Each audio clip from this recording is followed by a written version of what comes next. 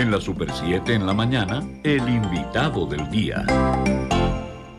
Y nuestro invitado del día, como lo adelantaba Juan Pablo Uribe, un sociólogo político, profesor, un hombre que tiene muchos años, tanto de experiencia como de manejo de la política dominicana y sobre todo de lo que sufre la población dominicana. Bienvenido a nuestros estudios, doctor Max Puig, presidente de Alianza por la Democracia. Bienvenido a la Super 7 en la mañana. Buenos días, Niurka. Buenos días, Juan Pablo. Un placer estar con ustedes y sobre todo en contacto con todas las personas, que son muchas, que nos están escuchando en este momento. Así es. Doctor Max Puig, el gobierno, a través de sus instancias dedicadas al tema de la seguridad pública, la seguridad ciudadana, dio una rueda de prensa y anunció un operativo de seguridad conjunto, Fuerzas Armadas, Policía Nacional. Precisamente, usted viene, doctor Max Puig, a la mesa de la mañana de la Super 7, el día en que desde las 5 de la mañana ese operativo de seguridad comienza su despliegue. La valoración de Max Puig, yo me atrevería a pedirla más que como dirigente político, como presidente de Alianza por la Democracia, como académico, como sociólogo, conocedor del tejido social. Sí, Juan Pablo, siento que lo que está sucediendo, yo leí en uno de los diarios esta mañana, antes de venir para acá, uno de los diarios establecía una suerte de estadísticas. Decía que en los últimos 14 años, esta es la 9ª vez que se lanzan los guardias y los policías a la calle. Ahora, ¿qué significa esto? Bueno, primero significa que es una práctica recurrente, que habría que analizar en qué condiciones se produce esta, ¿verdad? Se acude a este recurso. Pero a mí me da la impresión que esto sucede cada vez que, por alguna razón, por H o por R, aumentan las preocupaciones de la ciudadanía en torno a la seguridad pública. Y ciertamente en los últimos días se han acrecentado las angustias. Y estas se han traducido a través de los medios de comunicación. Siempre por algún hecho particular que adquiere un relieve especial. Ahora, lo que es relevante, entiendo yo, es cómo la inseguridad ha golpeado al polígono central. Es decir, cómo se han producido hechos de violencia que han llamado mucho la atención en el corazón mismo de la ciudad de Santo Domingo. Ha salido de la periferia. Es que cuando uno conversa con las madres de Guachupita, del Caliche, de la Sursa, cualquier, ¿verdad?, de los Tres Brazos, cualquier barrio popular de la ciudad de Santo Domingo, uno escucha muchas historias de dolor, muchas historias de dolor. Y dentro de esas historias, pues se cuenta que unos policías estaban extorsionando a unos muchachos que tenían un punto de drogas, que ellos no le dieron la cuota de la semana, y al final hubo una disputa entre los policías que recibían el soborno y mataron al muchacho, hirieron al otro muchacho y que lo velaron en tal día. Y hay muchísimas historias de dolor. Esa es la vida cotidiana en esos sectores, pero el hecho de que sucedan acciones violentas que llamen la atención, ¿verdad? Una señora que está en su trabajo, de las capas medias, personas muy de su iglesia, muy queridas, entonces llama la atención la foto de esta señora que, pues, ¿verdad? Murió en un intercambio de disparos de un señor que entendió que él tenía derecho, porque hay mucha gente que considera eso, es decir, que puede asumir, ¿verdad? La función de perseguidor. Sí. Y empezó a tirar tiros, y murió esta señora. Ahora, ¿qué pasa? Que al mismo tiempo, sí, murieron, al mismo tiempo se produjeron otros hechos parecidos, similares en diferentes puntos del país, y entonces ya se produce hasta cierto punto, es decir, en este sector social, no en el Caliche, no en Cristo Rey, ¿verdad? Sino aquí, en este lugar, en el Evaristo Morales, en el Piantini, se produce esto y entonces ya uno escucha, no se puede salir a la calle. Yo no puedo ir a ese sitio porque me voy a tener que estacionar, es a las 7 de la noche, me voy a tener que estacionar a una esquina de tu casa y yo no puedo caminar una esquina a pie, no, yo no puedo. Entonces, realmente es una situación, bueno, no solamente de temor, casi un pánico, y la gente se siente absolutamente insegura. El recurso del gobierno, un recurso muy poco imaginativo, lo mismo de siempre, los guardias y los policías a la calle. Hasta que pasen 15 días y se olvide esto, y los vuelvan a sacar a la calle dentro de 3 meses y vuelvan y los cuando estemos al grito de nuevo, sí, Max. Cuando estemos al grito de nuevo, pero en realidad es que no se está yendo al fondo del problema. ¿Cuál es el fondo, Max? El fondo es el de una sociedad realmente en crisis. Es decir, a pesar de todas las bonanzas que se señalan, es decir, lo que nosotros estamos viviendo en el plano político, en el plano social y en el plano económico, hay que ver lo que escribió el Fondo Monetario Internacional esta semana, las advertencias que hace el fondo, es el de un modelo agotado, el de un modelo en crisis. El modelo de organización social de la República Dominicana, el que ha sustentado el país durante los últimos 50 años, está haciendo aguas. Es decir, está en crisis, y está en crisis desde el punto de vista económico, desde el punto de vista social y desde el punto de vista político. Es decir, y todos estos factores de crisis se están conjugando. Nosotros estamos entrando realmente en aguas turbulentas en el país. Cuando el Fondo Monetario Internacional dice que el país no puede seguirse endeudando. Estamos hablando de la última carta del directorio del Fondo Monetario Internacional que vimos esta semana. Hizo una revisión las últimas semanas en el país y publicaron esta semana sus recomendaciones al gobierno. Y dice el gobierno, no, el Estado Dominicano no se puede seguir endeudando y hay que aumentar los impuestos. Esas son las dos conclusiones principales. Y porque dice que en el 2018 el servicio de la deuda va a representar el 52% de los ingresos fiscales internos. Eso quiere decir que el Estado va a tener menos, ya tiene dificultades. Efectivamente hay una crisis fiscal. Es decir, el Estado no tiene para cumplir con todas sus obligaciones. Ustedes me dirán que el Estado no quiere atrasarse en el pago del desayuno escolar. Claro que no quiere, pero ¿por qué se está atrasando? Por ineficiencias, en parte por ineficiencias, sí, pero también porque los recursos no alcanzan.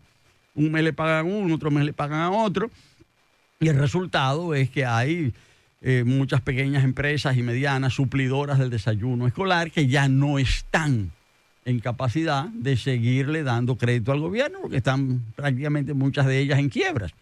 Ahora ustedes me dirán que el gobierno quiere eso.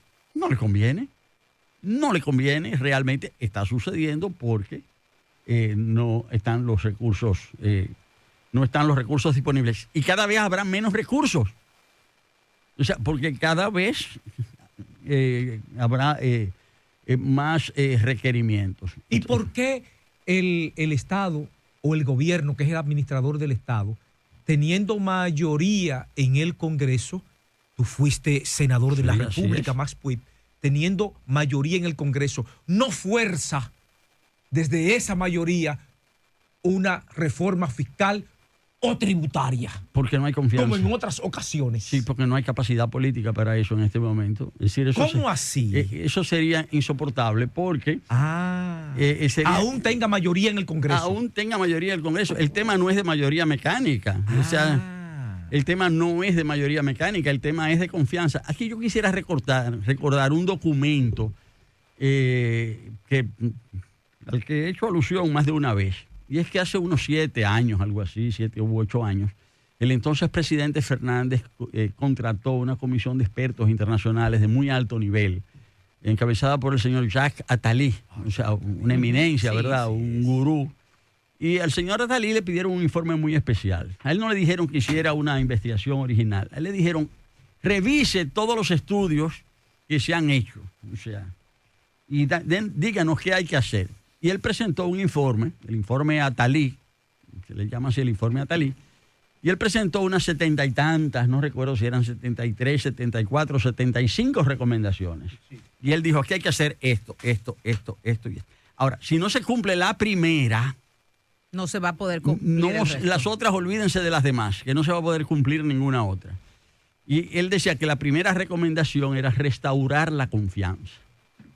Que si no se restaura la confianza en el gobierno, en las instituciones, tanto públicas como privadas, si no se restaura la confianza, no se puede hacer nada. Pero Max, para restaurar la confianza, antes hay que tomar medidas. Por ejemplo, una lucha frontal contra la corrupción, porque nadie va a confiar si no ve una lucha de verdad contra la corrupción. Entonces, antes de lograr esa primera, hay que cumplir otras. Pero ese es el problema y esa es la raíz. Es que la raíz de esto, la fundamental, es la pérdida de confianza. No hay confianza en el gobierno, pero no es que no hay confianza en el gobierno, que no hay confianza en la policía, no hay confianza en los hospitales, no hay confianza en la clínica, no hay confianza en aquel. Es decir, esa pérdida de confianza es lo más terrible que tiene la República Dominicana. Y estamos en este momento, es decir, se está perdiendo la confianza. Incluso, esto no se produce de un día para otro. Esto se va incubando. Sí, se va desarrollando y se va desarrollando. Esto tiene expresiones políticas. A propósito de la pregunta inicial, el tema de la delincuencia y las redadas y todo eso. Como decía yo, esta es la 9ª vez, lo leía en un diario esta mañana, la 9ª vez en los últimos 14 años. Pero la gente no cree que la cosa se va a resolver así. Nadie cree en eso. Claro, sí, van los policías, durante 2 o 3 días la gente dice, bueno, hoy no me van a atracar, hay muchos policías en la calle, pero eso va a durar una semana, 10 días, un mes, yo no sé. Pero al final, eso no va a resolver el problema. Mire, doctor, ni siquiera eso le garantiza a la gente. Primero, buenos días. Buenos días, George Rodríguez. Ni eso le garantiza a la gente, doctor, la seguridad en las calles. Porque la gente duda hasta de los policías. Claro que sí. Tiene temor de pararse en esos famosos retenes y chequeos. Porque no saben si son policías buenos o policías malos, si son guardias buenos o guardias malos, porque lo que vemos a diario es policías y militares envueltos en atracos y encabezando los atracos. Entonces, ¿cómo confiar uno en una policía? Que hay que ser justo, no son todos. Claro. La gran mayoría de los policías son gente buena, gente que está dispuesta a que se sacrifica, pero los malos son los que se destacan. Pero hay muchísimos policías de eso, lo que hacen es que trabajan en 2 y 3 empleos. Son policías por la mañana y choferes de concho en la tarde. Son gente muy sacrificada. Sí. O sea, pero esa pérdida de confianza. Pero es ahí la confianza. Esa pérdida de confianza es lo que bloquea, es decir, cualquier salida en cualquier terreno. Yo lo decía a propósito de los impuestos. Tú me preguntabas, Juan Pablo, sí, el gobierno tiene mayoría en las cámaras, pero no puede aprobar una reforma fiscal. O sea, porque los mismos... Se ha desarrollado también una especie de justificación. Es decir, yo soy empresario, pero yo no voy a pagar impuestos porque el gobierno se los va a robar. ¿Pero qué lógica es esa? Esa es la lógica predominante. Yo no voy a pagar impuestos. Mi deber es pagar impuestos, pero no voy a pagar impuestos que el gobierno se lo va a robar. Para que se lo roben, mejor me lo quedo. Con ese dinero. Ahí vuelve lo que usted dice. Falta de confianza. Claro. De credibilidad. Pero eso desarrolla una lógica perversa en la sociedad. Porque si yo tengo que pagar impuestos, como él se lo va a robar, yo no lo pago. Pero eso es una cadena. Y al final la sociedad se desarticula. Porque entonces el Estado ahí va a tener menos dinero para atender los requerimientos sociales. Sí, y va pero a haber aparte más. de eso, don Max, también la persona que no paga los impuestos está robando. Pero claro. Porque ese dinero, incluyendo mucha gente que cobra el ITEVI y se roba ese ITEVI que no le pertenece a ellos. Claro, por eso digo porque ese ITEVI se lo cobró a otra persona. Un círculo vicioso. Entonces es un círculo vicioso, es un trabajo integral. Cero corrupción en el gobierno, pero tampoco cero corrupción en el sector privado, claro, que disfruta de exenciones que muchas veces no les corresponden. Entonces, ¿por dónde que vamos a comenzar? Pero por eso doctor? digo, Niulka, discúlpame, que es una lógica perversa. Es decir, razonar así, eso es una lógica perversa, porque al final eso lo que termina haciendo es desarticulando más la sociedad. Ahora mismo hay un tema central, hay un tema decir, que es político, porque lo de la delincuencia, ¿verdad?, es y la respuesta a la delincuencia son situaciones sociales, lo de los impuestos y lo de la insuficiencia de recursos es un tema económico, pero hay un tema central, político. Es decir, ¿quién se hubiese imaginado que un gobierno que supuestamente tenía hace un año, supuestamente, porque todo eso también está en veremos, el apoyo de un 75, un 80, un 85% de valoración favorable y que ganó las elecciones con un 62%, 2 de 3 cada ciudadanos dominicanos le dieron su apoyo? Ese es el relato oficial. ¿Quién iba a pensar que la credibilidad de esas autoridades y de ese gobierno iban a estar tan bajas hoy en día? Claro, entonces eso es lo que hay que analizar, qué ha pasado. Y aquí ha habido una sucesión de hechos en cadena que es difícil que pueda ser revertida. Es decir, aquí esto va, como dice, cuesta abajo como el tango, ¿verdad? Aún con una acción mediática fuerte como ha pasado en otras ocasiones. Es que el tema no es de comunicación. Ah. Es que el tema no es de comunicación. Y yo diría que aquí durante... Y es algo que envolvió, es decir, una situación que envolvió tanto al gobierno como a la oposición. ¿Por qué? Porque a partir del año 2012, como había una regla constitucional que decía que el presidente Medina no se podía repostular en el año 2016, entonces se intuía, ¿verdad? Se partía del supuesto de que el candidato presidencial del partido de gobierno iba a ser el expresidente Fernández en el 2016. Sí. Entonces, bueno, la oposición, en vez de analizar las ejecutorias del gobierno en ejercicio del presidente Medina, se dedicó a enfilar los cañones contra el expresidente pensando que iba a ser el candidato en el 2016. Pero eso tuvo la complacencia del gobierno. O sea, el presidente Medina estaba feliz con esa actitud y ese comportamiento del gobierno. O sea, porque al final esa actitud de la oposición le estaba colocando una alfombra roja, claro, habilitándole el camino para sus planes, que quizás otros no se daban cuenta, pero él sí sabía que los tenía. Entonces, eso duró casi 3 años, una luna de miel de 3 años del gobierno con la oposición. Hasta que se produjo lo que se iba a producir y ahí los hechos se aceleraron. En menos de un año pasó todo. El presidente Medina tomó el control de su partido. Ahí no hubo, ¿verdad? No hubo miramientos. Eso se resolvió, pero se fue preparando, pero eso se resolvió ahí en unas horas en Juan Dolio. Luego la reforma constitucional, se resolvió eso también y luego las elecciones. ¿Y cómo se resolvió eso tan rápido, Max? No fue tan rápido. No. No fue tan rápido. Usted me entiende lo que le quiero decir. Pero claro, ¿cómo se resolvió eso? No, pero es que ahí llegamos a la palabra mágica, Odebrecht. Sí, señor. Ahí llegamos a la palabra mágica. Joao Santana. Estamos hablando de esto se resolvió con dinero. Y mucho. Y otros ángeles que actuaron. De eso vamos a hablar. Sí, vamos a hacer una pausa. Aguánteme ahí porque de eso relato vamos a hablar largo y tendido cuando regresemos de la pausa. Super 7 FM HISC, Santo Domingo, República Dominicana. Seguimos con nuestro invitado del día, el doctor Max Puig. Y antes de irnos a la pausa, doctor, hablábamos de cómo se resolvió tan rápido el tema de la reelección y cómo el presidente Danilo Medina tenía la mayoría en el Congreso, pero terminó con todo en el Congreso. Entonces, ¿qué fue lo que pasó? Hablábamos de Odebrecht, hablábamos de algunas negociaciones. Cuéntenos. Bueno, en realidad el presidente tuvo que recurrió. Me disculpan un segundo. Bueno, no se preocupe. De una conexión en esa dirección y de todo un proceso, Diulca, Max, Georgie, en ese desarrollo de lo que han sido los últimos acontecimientos políticos y cómo se han ido conectando, ¿verdad? En esa situación. Abundando sobre lo que dice Diulca, realmente no tenía la mayoría en el Congreso. No la tenía. El Congreso lo controlaba Leonel Fernández. Pero las prácticas que se usaron, pues terminaron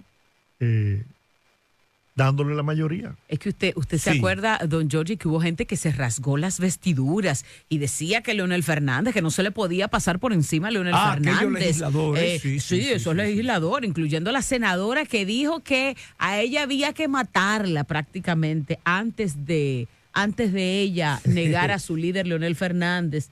Y fue la primera que levantó la mano. Y hasta una rueda de prensa de 50 legisladores y bueno, proclamaron. Bueno, en realidad lo que pasó es que tanto en la toma de control del PLD como en la reforma constitucional, como en las elecciones del año pasado, corrió mucho dinero. En el momento, bueno, en algunos casos las cuotas aparecieron, es decir, cuánto le correspondía a un diputado, cuántos millones de pesos, de que si la jipeta nueva.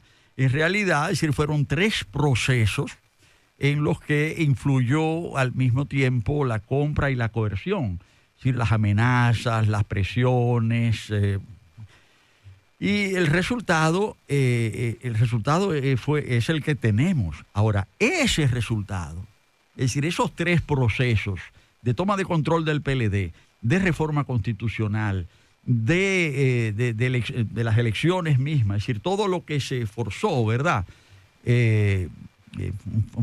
Todo eso fueron partos, ¿verdad?, con forceps.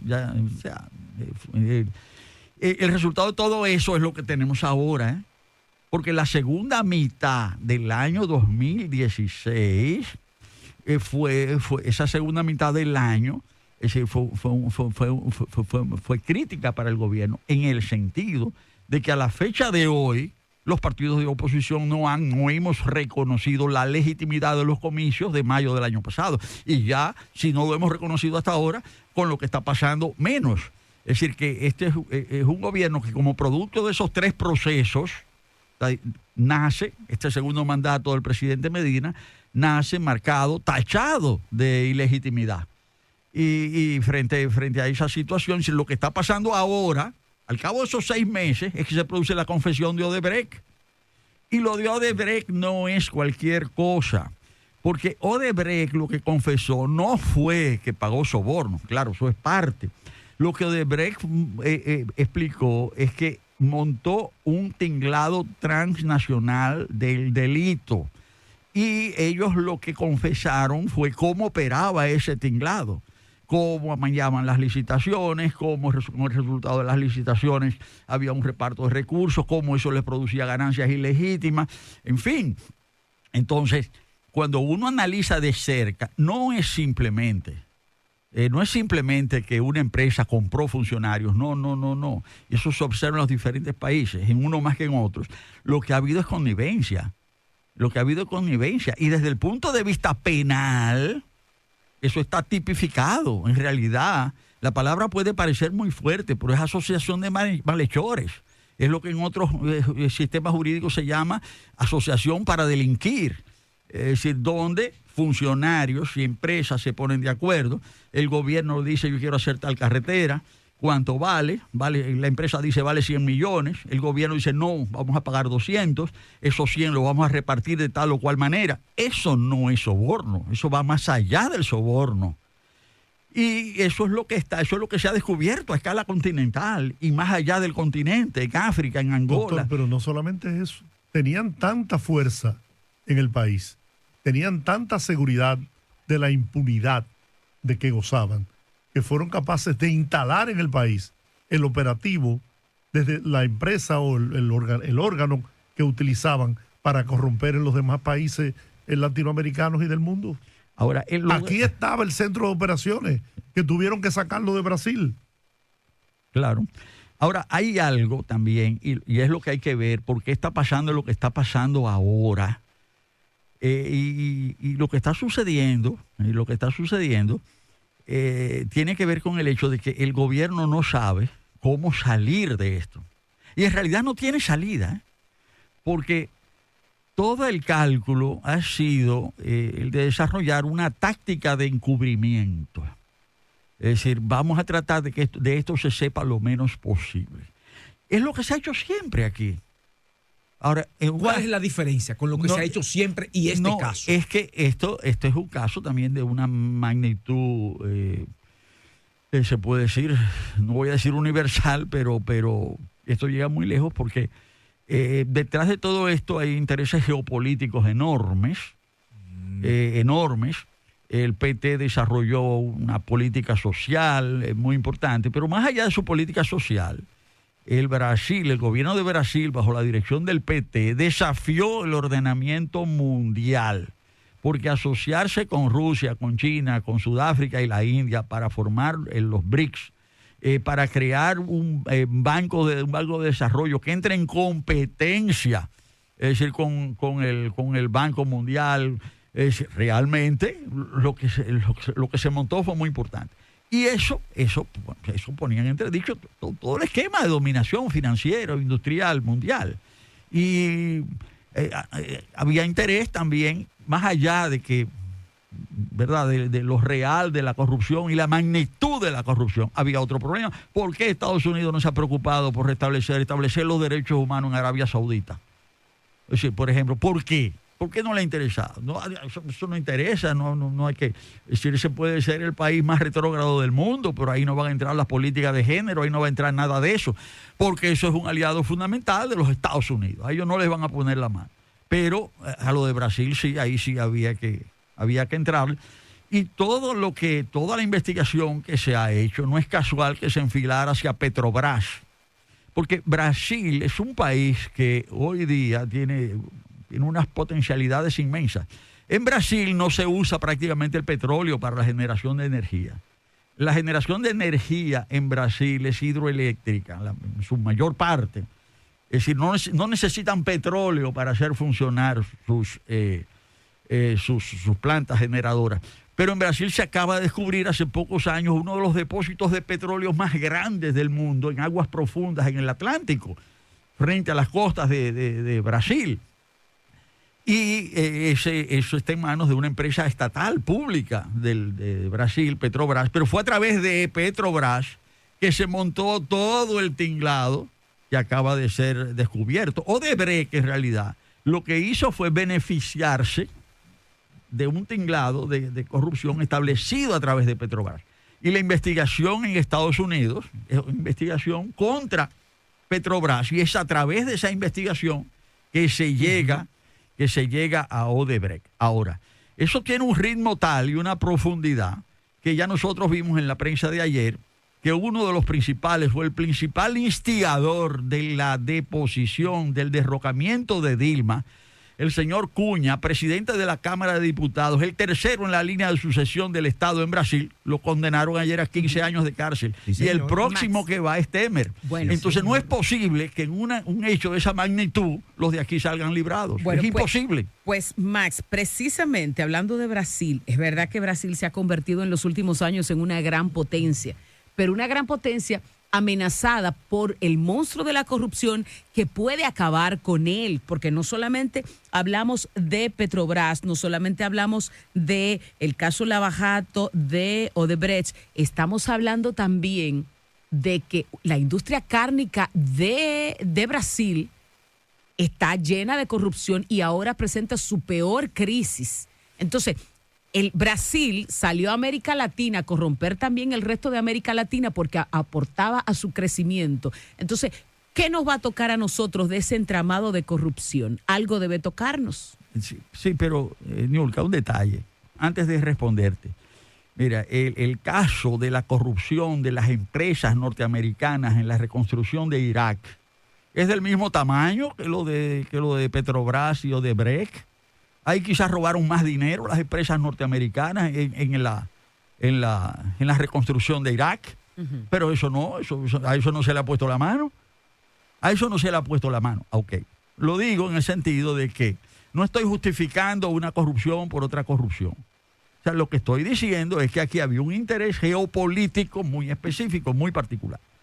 Ahora, lo que es prácticamente imposible es que esto no tenga consecuencias aquí en la República Dominicana. Hasta ahora el gobierno ha aplicado una línea, una táctica de encubrimiento. Pero cada día que pasa se demuestra que esto es prácticamente imposible que las cosas no salgan a la luz, o más elementos no salgan a la luz. Y lo digo por lo siguiente. Toda la acción del gobierno ha estado destinada, desde que se dio la confesión en Nueva York, a evitar un juicio oral público y contradictorio con relación al caso en la República Dominicana. Esa ha sido la línea.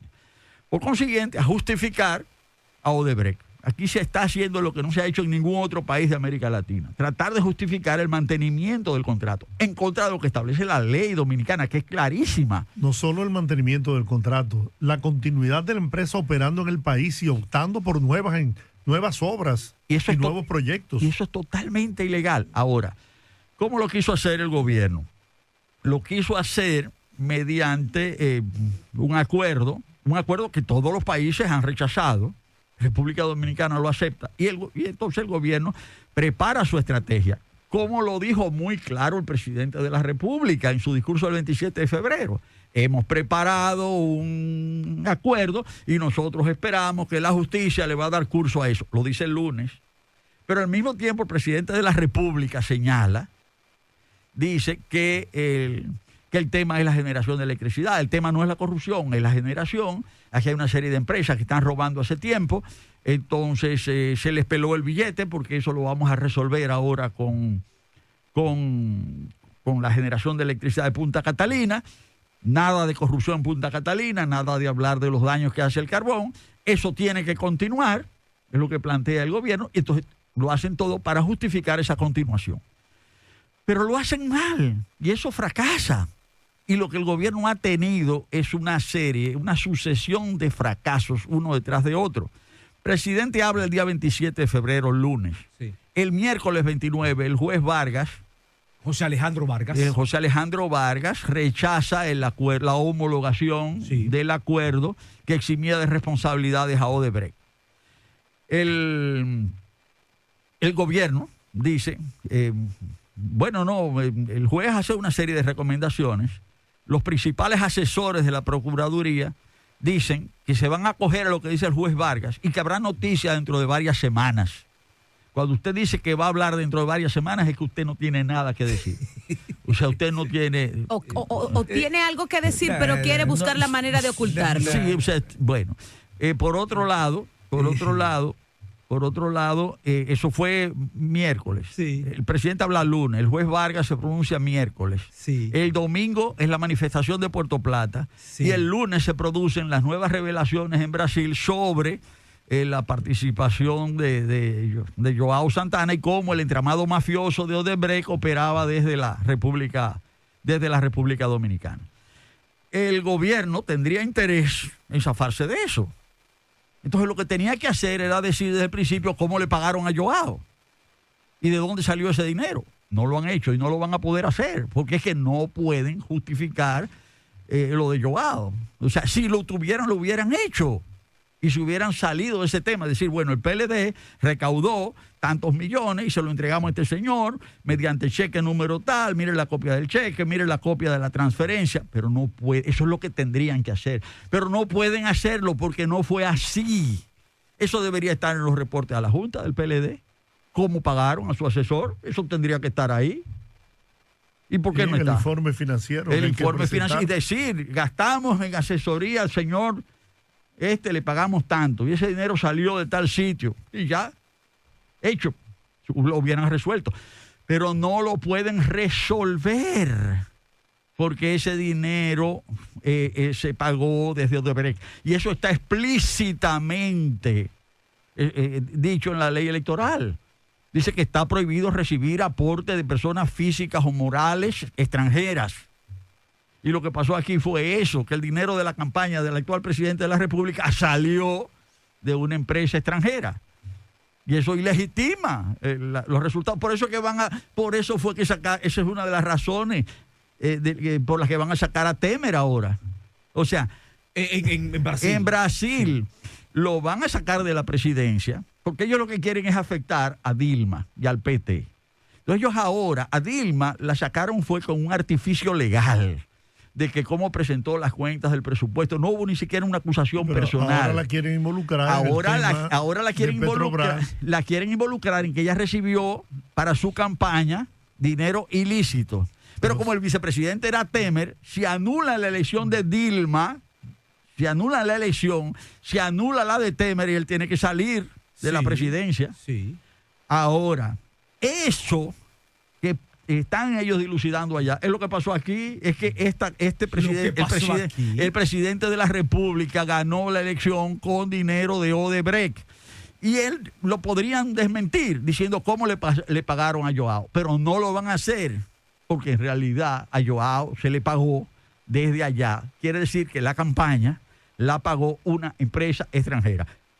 Es de ese tamaño el lío que nosotros tenemos doctor, aquí. Que está en marcha la nueva repostulación del presidente Medina? Bueno, él se muere de deseo, o sea, él se muere de deseo. Lo que pasa es que la cosa se le complica. Antes de hablar de eso, habría que ver si él termina el mandato. Y atención, ¿Cómo es? Atención, para que se me entienda bien. Bueno. Para que se me entienda bien. No estoy diciendo que hay que hacerle juicio al presidente, no estoy hablando de nada de eso. Yo lo que estoy diciendo es que si las cosas siguen como van, él se va a ir solito, caminando por sus propios pies. O sea, sin que nadie lo saque. Si las cosas siguen como van. Y esas cosas, si siguen como van, implican todo esto de la marcha verde como movimiento social, ciudadano, cívico, que parece que ha ido creciendo. Sí, pero lo que estamos hablando, de lo que estamos hablando, Okay. De lo que estamos hablando es de toda una situación de deterioro. Esta pérdida, como decía, esta pérdida de confianza no fue súbita. Es decir, aquí hay una serie de hechos en cadena. Si los quisiéramos simplificar, nosotros decimos lo que dije, ¿verdad? El presidente toma el control. Primero la luna de miel, la oposición no se da por enterada, el presidente va en coche, durante 3 años nadie lo pone en tela de juicio. Eso le permite desarrollar su plan. Él toma el control del PLD, reforma la Constitución, hace lo que hace en las elecciones, pero después de eso, aquí hay un movimiento político y dice, no señor, usted no puede seguir en eso, estas elecciones son ilegítimas.